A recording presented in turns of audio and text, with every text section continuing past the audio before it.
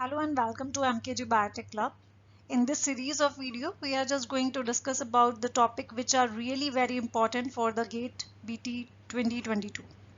So यहाँ हम क्या कर रहे हैं? Only those topics are discussed by me जहाँ पे ज़्यादा chances हैं, मतलब according to me there are 100% chance, but फिर भी मतलब हम कह सकते हैं कि probability है कि questions आएंगे ही आएंगे, ठीक है? तो topic same रहने वाले हैं, question का pattern might भी change हो जाए. तो अब मैं आपसे इंट्रोड्यूस कराने वाली हूँ. हम ऑलरेडी चारग्राफ्स रूल, जेनेटिक कोडान, ये दो टॉपिक्स कवर कर चुके हैं जिन पे कि आपके 100% चांसेस हैं कि क्वेश्चंस आएंगे ही आएंगे. नेक्स्ट मैंने आपको एक एलिमिनेशन टेक्निक से इंट्रोड्यूस कराया था कि how to attempt those questions which are match the following type. That means column A और कॉलम बी वाइज कुछ आपको कॉम्बिनेशंस दिए होते हैं, उनको किस तरीके से मैच कराना चाहिए, and with the help of elimination technique how to solve these questions. ठीक है, वो सब हम डिस्कस कर चुके हैं. डिस्क्रिप्शन में आपके संग ऐड कर दूंगी अपने प्रीवियस वीडियोस का भी. तो अब हम इस वीडियो में क्या करने वाले हैं, इसमें हम नेक्स्ट टॉपिक के बारे में देखने वाले हैं जो कि है आपका इनहिबिटर्स. ठीक है, तो बेसिकली इनहिबिटर्स से आपके हर साल अगर आपने PYQ देखे हो लास्ट 10 ईयर्स के, तो आप देखोगे कि ये एक ऐसा टॉपिक है कि हर बार क्वेश्चन आता है. मतलब मेरे ख्याल से कोई भी साल ऐसा नहीं हुआ गेट का जिसमें इसमें से क्वेश्चन नहीं आया हो. हर बार एक क्वेश्चन आता है. ठीक है, मे बी क्वेश्चन के टॉपिक्स चेंज हो सकते हैं, लेकिन पैटर्न चेंज हो सकता है, बट टॉपिक इनहिबिटर सेम रहने वाला है. कहीं पे आपका सेल वॉल सिंथेसिस के बारे में, जो आप bacteria, as you know there are so many bacteria, some are harmful for us, some are beneficial for us, but जो हमारे लिए हार्मफुल होते हैं उनको, वो अगर हम पे अटैक करते हैं तो किस तरीके से उनको हम रोक सकते हैं, उनकी ग्रोथ को, या बिल्कुल ही रिमूव कर सकते हैं, एलिमिनेट कर सकते हैं. तो उसके लिए जो इनहिबिटर्स की तरह जो आपकी एंटीबायोटिक्स यूज होती हैं, वो कौन कौन सी होती हैं और वो कौन से पाथवे को कवर करती हैं, मतलब सेल वॉल को कहाँ से उसकी सिंथेसिस को रोक रही हैं या उनके न्यूक्लियोटाइड को रोक रही हैं. ठीक है, तो किस चीज को वो इनहिबिट कर रही हैं, that part is really important for exam point of view. ठीक है, नेक्स्ट अगर हम बात करें तो as you know that DNA replication process में क्या होता है, DNA make its own copies.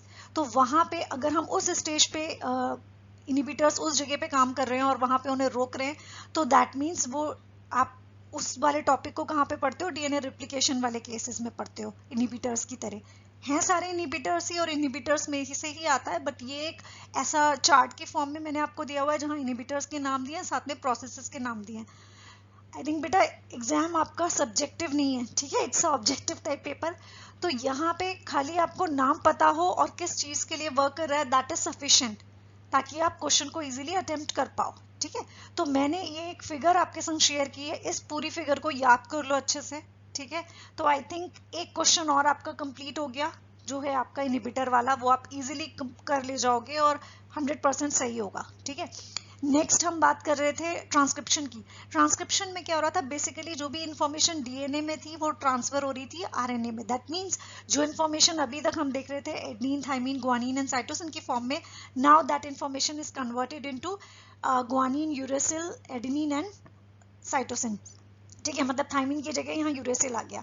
तो इस प्रोसेस को अगर इनहिबिट करना है, या मतलब इनहिबिटर्स जो आपके एंटीबायोटिक्स हैं वो इस पोजीशन पे, मतलब आरएनए की सिंथेसिस को अगर रोक रहे हैं या ब्रेक कर रहे हैं, तो वो कौन कौन से इनहिबिटर्स होते हैं उनके बारे में देखते हैं. ठीक है, थर्ड आपका आया protein synthesis. As you know protein synthesis में क्या हो रहा है, वही इंफॉर्मेशन जो आपके पास आरएनए में कोड हुई थी, now that information is converted into amino acids form and a chain of amino acids form protein. ठीक है, तो अभी लास्ट वीडियो में आई थिंक मैंने डिस्कस किया है जेनेटिक कोडान के बारे में, जहां आपने देखा था 3-3 के कोड में कोड करते हैं एक सिंगल अमाइनो एसिड्स के लिए, आपके आरएनए के मॉलिक्यूल्स के. ठीक है, तो जो आपकी 3 न्यूक्लियोटाइड्स हैं वो एक अमाइनो एसिड के लिए कोड करने वाली हैं. ठीक है, तो वहां पे आपके राइबोसोम्स का अगर स्ट्रक्चर आपने देखा हो या होल प्रोसेस देखी हो ट्रांसलेशन की, तो आपने देखा होगा कि 30s राइबोसोम और 50s राइबोसोम्स होते हैं जो कि रोल प्ले करते हैं बेसिकली इसमें, और आपका टीआरएनए का स्पेसिफिक रोल होता है प्रोटीन सिंथेसिस में. ठीक है, तो यहाँ पे जो इनहिबिटर्स होते हैं उनका नाम दिया हुआ है आपको.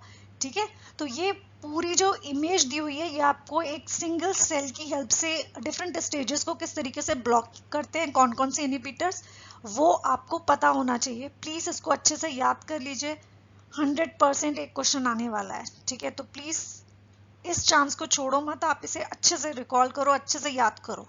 ठीक है, अब एक क्वेश्चन भी देख लेते हैं साथ में आप लोगों की जो है. ये आपका होमवर्क का क्वेश्चन है, ठीक है, ये भी आपको दिख रहा है। इसमें सिंपल सा प्रोसेस पूछा है आपसे, टेट्रासाइक्लिन इनहिबिट्स द, क्या इनहिबिट करती है, 4 प्रोसेसेस आपको बता दिए, option A, B, C and D. A में बता रखा है interaction between tRNA and mRNA, यहाँ पे इनहिबिट करती है। Second, translocation of mRNA through ribosomes, option C, peptidyl transferase activities को अफेक्ट करती है या इनहिबिट करती है, and option D, binding of amino acryl tRNA to ribosome. तो टेट्रासाइक्लिन कहाँ पे इनहिबिट करती है या क्या इनहिबिट करती है इन 4 प्रोसेस में से? सो प्लीज आंसर को कमेंट सेक्शन में आप लोग शेयर करो मेरे साथ। और इस तरीके से ये भी आपका गेट 2019 का क्वेश्चन है आई थिंक, ठीक है, तो ये भी आपका प्रीवियस ईयर क्वेश्चन ही है, ठीक है। चलो मिलते हैं फिर नेक्स्ट टॉपिक के लिए, और आई थिंक आप सब अच्छे से प्रिपेयर कर रहे हो और करते रहो ऐसे ही prepare. And please like the video and subscribe the channel and share it with all your students, okay.